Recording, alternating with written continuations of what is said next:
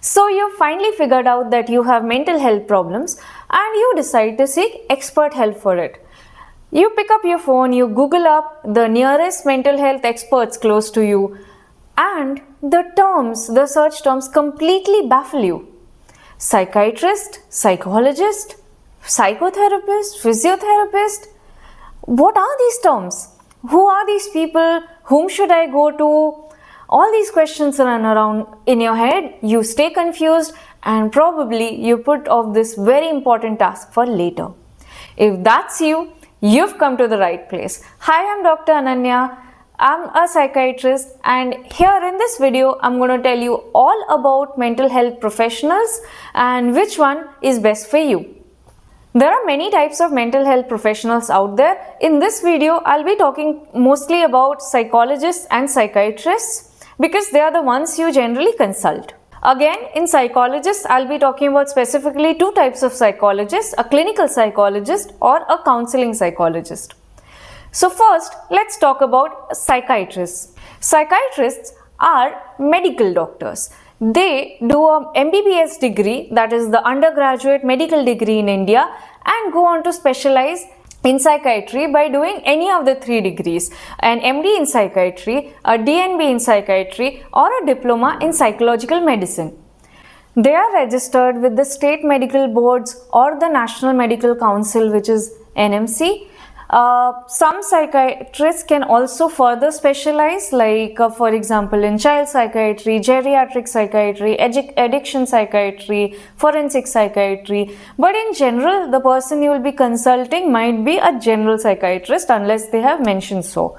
A psychiatrist is an expert in diagnosing and treating any mental health condition, be it major or minor, and also addiction, so they are trained in de-addiction as well, and also in treating psychosexual disorders, so sexual disorders which have a basis in which are of psychogenic origin.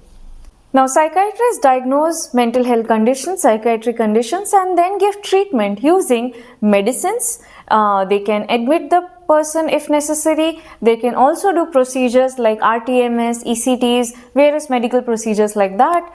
Also, they are trained in therapy as well. Now, some psychiatrists may practice it, some may not.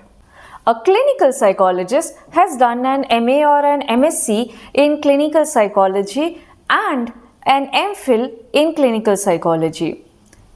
They are registered under the Rehabilitation Council of India or the RCI. They are experts in behavior and psychology and can do diagnostic psychometry. So all of these assessments like your Rorschach, IQ tests, personality assessments can be done by them. And also they can do long-term psychotherapy.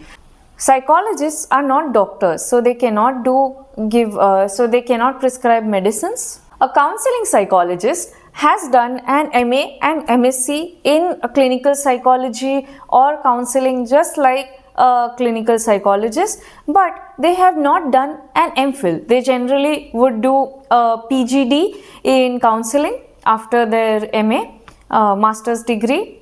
They cannot do diagnostic psychometry, they cannot do psychometric assessments, they cannot prescribe medicines. They generally do short-term psychotherapy, which is for everyday stressors. They can do counseling. The next term is psychotherapist. Now, anyone among these the other three categories who does therapy is called as a psychotherapist. So, and that includes clinical psychologists, counseling psychologists, psychiatric social workers, and also psychiatrists. Now, coming to this point, do psychiatrists do therapy? Psychiatrists in their residency are trained in therapy, but some may choose to do it, some may not. This is a personal preference of the psychiatrists themselves and also the type of practice that they are having. For example, if a psychiatrist caters to a lot of patients, it is not possible for them to do therapy, which does take a lot of time. It's very time intensive, and when you're doing therapy, you can't see a lot of patients at one time. What happens is sometimes a psychiatrist may choose not to do therapy. They will only diagnose, they will only give medicines, and if their patient requires therapy, they will refer them to a clinical psychologist who does the same. So a lot of times you will find that a psychiatrist and a psychologist is working in tandem, where the same patient goes to a psychiatrist for medicines and a clinical psychologist for therapy. This is not the norm. I know a lot of psychiatrists who do therapy as well. I personally do therapy as well, and again, this therapy could be long-term psychotherapy, it could be short-term counseling and therapy as well. Certain psychiatrists choose not to give medicines at all, and they can only work as a therapist. Now that we know what the qualifications of all our mental health professionals are, let's see how to choose the best one for you. Now, if you're suffering from a major psychiatric disorder, that means you are having a lot of problems in functioning in your everyday life. Your symptoms are severe, you're not able to sleep, eat, you have very strong thoughts, you have very severe thought disorder, then definitely you should go to a psychiatrist first. A psychiatrist is better trained for diagnosing and treating severe mental health conditions like, say, schizophrenia, bipolar, major depression, anxiety disorders, OCD. Again, if you want help with de-addiction, you are having a severe addiction problem, if you are having sexual problem and would like diagnosis and treatment of that, again you go to a psychiatrist.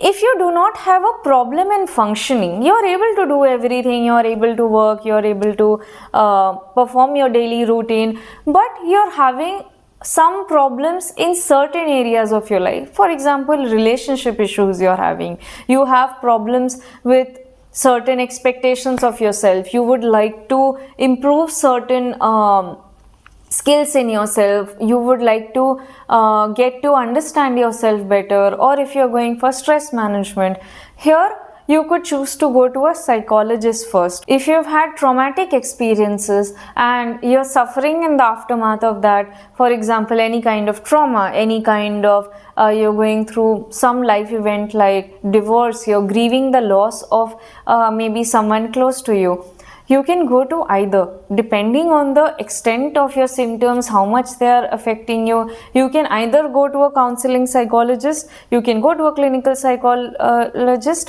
or a psychiatrist as well. Remember, if it's difficult for you to decide whom to go to, if you don't know where your symptoms fit in, is it major, minor, because that decision is very difficult to make. It's very difficult for you to understand that whether my symptoms are severe enough, are they light enough, what would be the preferred modality of treatment which would be best suitable for me. You can just blindly go to either. You can go to either a psychiatrist or a clinical psychologist. Now, suppose you go to a psychiatrist and they feel that your symptoms are better suited for therapy only. They will happily refer you to a psychologist, and vice versa. If a psychologist that you're seeing feels that okay, that your symptoms are better, they need a diagnosis by a psychiatrist, they need medicines, they are too severe, you are having severe thoughts, you are having continuous negative thoughts, they will refer you to a psychiatrist. They will advise you then that maybe you take help of medicines. So it's important to remember that psychologists and psychiatrists are not different entities. There are two types of mental health professionals who work as a team. A lot of psychiatric disorders respond best when with both modalities of treatment, when you're getting medicines and psychotherapy together. So it is not very uncommon to see some people who are going to a psychologist for therapy and side by side going to a psychiatrist for medicines. Sometimes you can get both from the same person, like say a psychiatrist who does therapy and medicine can choose to do both. I hope this cleared some of your confusion. Remember that all of this is not meant to deter you from going to a from seeking help. The most important thing is that if you feel that you need help, you go and take it. There's no right or wrong decision. There is no commitment here. You just go with one expert, and you can also air out that you can also explain to them that you're not sure if you've come to the right place or not, if this is the type of treatment that you need, because that's not a decision you have to make. That's not a diagnosis you have to make. It's their job, the person you're going to understand the extent of your symptoms, to diagnose you, to categorize your severity, and work out the best treatment plan for you. And again, even if they have given you a treatment plan, it's up to you to say which one you're comfortable with. Some people are more comfortable with a medical management where they just take medicine. Some people would be more comfortable with therapy. And midway also, you can always change your mind regarding any of these treatment processes. So, I hope that cleared some of your confusion between which mental health professional is better for you. If you still have any lingering doubts, if you have any questions, you can of course tell us in the comment section below.